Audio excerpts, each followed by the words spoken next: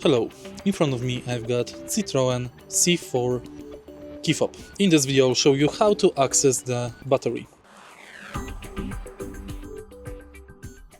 In the beginning, prepare flat screwdriver or something like this. It can be curved, it doesn't have to be. Now, take a look at the keyfob. The battery is located right here under this cover. In order to access it, take your screwdriver, place it here. There is a small gap inside and push it like this.